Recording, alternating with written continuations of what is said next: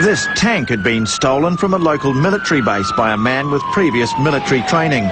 No one knows for sure what he was trying to do, but the theory is that he was heading for government buildings in downtown San Diego. The scary part was that it was obvious that the suspect was familiar with the tank. We immediately got information that there were no munitions in the tank. However, if he could get to the tank, get the tank out, there was no reason to believe that he couldn't get a large shell into the cannon of the tank. In those films, you see all the vehicles behind, which are all police vehicles, keeping the public at a safe distance. If he had brought a shell into that tank, which would be quite possible, and fired that, it would have cleared 163 in the northbound lanes for many miles. There's a tank in my street. It drove through it. I mean, it demolished it. It was my van. Yeah, he pushed it all the way down here. He wanted to do it. He saw it in his eyes. He was having a good time, so...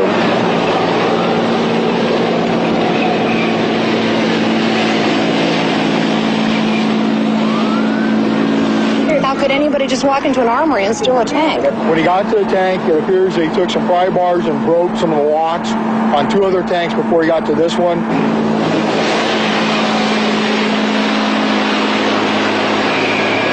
Put a tanker bar. We can stop it with a tanker bar. The police weigh up their options. One was to enter the compartment not knowing if the individual was armed. 2, they could have used gas. They thought about it. They decided not to. Gas would cause the driver to possibly be debilitated and go out of control. And 3, if the officers had entered the compartment when it was gassed, they would be debilitated.